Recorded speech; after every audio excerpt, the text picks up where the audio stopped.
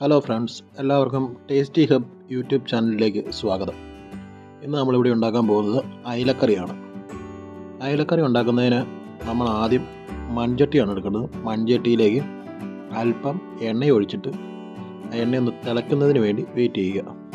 എണ്ണയൊന്ന് തിളച്ച് മൂത്ത് വരുമ്പോഴത്തേക്കും അതിലേക്ക് ഒരു സ്പൂൺ ഉലുവ ചേർക്കുക. നമ്മൾ എന്തോരം മീൻ എടുക്കുന്നുണ്ടോ അത്രയും മീനിന് വേണ്ടിയിട്ടുള്ളത് എടുക്കണം. ഒരു 1-2 പീസ് മീൻ എടുക്കുന്നുണ്ടെങ്കിൽ ചെറുതായിട്ട് ഒരു ടീസ്പൂണിൽ ഒരിച്ചിരി ഉലുവ ചേർക്കേണ്ട ആവശ്യമുള്ളൂ. ഇത് ഞാനിവിടെ 1 കിലോ അയിലയാണ് കറി വെക്കാൻ പോകുന്നത്. ഉലുവ മൂത്ത് പാകമാകുമ്പോഴത്തേക്കും അതിലേക്ക് ഇഞ്ചി, വെളുത്തുള്ളി, പച്ചമുളക് ഇവ മൂന്നും ചേർത്ത് നന്നായി വഴറ്റിയെടുക്കുക. ഉലുവയും ഇഞ്ചിയും മുളകും വെളുത്തുള്ളിയും എല്ലാം നന്നായി മൂത്ത് വരുമ്പം അതിലേക്ക് കറിവേപ്പില ചേർക്കുക. 3-4 കതിർ കറിവേപ്പിലയാണ് ഞാനിതിൽ ചേർത്തിരിക്കുന്നത്. എല്ലാം കൂടി നന്നായി ഒന്ന് ഇളക്കി കൊടുക്കുക.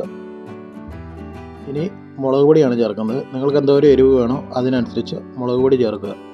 അതോടൊപ്പം തന്നെ കറിയുടെ കളറിന് ആവശ്യമായി കാശ്മീരി മുളക് പൊടിയും ചേർക്കുക. കാശ്മീരി മുളക് പൊടി സാധാരണ നമ്മൾ എരിവിന് ചേർക്കുന്ന മുളക് പൊടിയേക്കാളും കുറച്ചുകൂടി കൂടുതലായി ചേർക്കുള്ളൂ. കാരണം മീൻകറിക്ക് നല്ല കളർ വേണം. എല്ലാം കൂടി നന്നായി ഒന്ന് ഇളക്കിയതിന് ശേഷം കറിയിലേക്ക് ആവശ്യത്തിന് വെള്ളം ഒഴിക്കുക. ഞാനിവിടെ 1/2 ലിറ്റർ വെള്ളമാണ് എടുത്തിരിക്കുന്നത്. എനിക്കിവിടെ 1 കിലോ മീന് ഏകദേശം ഒരു 1/2 ലിറ്റർ വെള്ളം വേണ്ടി വരും. കാരണം ഇച്ചിരി ഗ്രേവി കൂട്ടിയാണ് എടുക്കുന്നത്. എല്ലാം കൂടി നന്നായി ഒന്ന് ഇളക്കിയതിന് ശേഷം നമ്മൾ എടുത്തു വെച്ചിരിക്കുന്ന കുടംപുളിയുടെ വെള്ളം കറിയിലേക്ക് ചേർക്കുകയാണ്. കുടംപുളി വെള്ളം നമ്മൾ ഈ മീൻ കറി ഉണ്ടാക്കുന്ന ഒരു 10 മിനിറ്റ് മുമ്പേ ഇളം ചൂടുവെള്ളത്തിൽ ഈ കുടംപുളി ഇട്ട് വെക്കണം. എന്നാലേ ഉള്ളൂ ആ കുടംപുളിയുടെ പുളി ഈ വെള്ളത്തിൽ പിടിക്കുള്ളൂ. ഇതെല്ലാം കൂടി ഒന്ന് മിക്സ് ചെയ്യുക.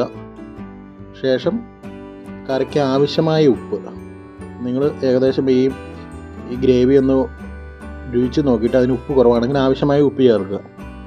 കറിയുടെ ഈ ഗ്രേവിക്ക് നല്ല പുളി ഉണ്ടെങ്കിൽ നമ്മൾ ഇതിനകത്ത് പുളിവെള്ളം ചേർക്കുന്ന സമയത്ത് കുടംപുളി ഇതിലേക്ക് ഇടേണ്ട ആവശ്യമില്ല. മറിച്ച് പുളി കുറവാണെങ്കിലേ ഉള്ളൂ കുടംപുളി ഇടാവുള്ളൂ. അല്ലെങ്കിൽ മീൻ കറിക്ക് ഭയങ്കര പുളിയായി പോകും. അപ്പോൾ അത് നിങ്ങൾ പ്രത്യേകം ശ്രദ്ധിക്കണം. പുളി കുറവാണെങ്കിൽ കുടംപുളി ഇടുക.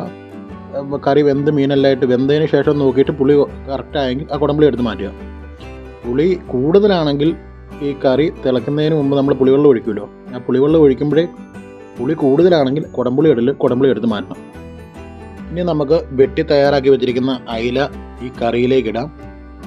അതിനുശേഷം ഈ അയിലയും ഗ്രേവിയും എല്ലാം കൂടി നന്നായി മിക്സ് ആകുന്ന രീതിയിൽ ഇളക്കി കൊടുക്കുക.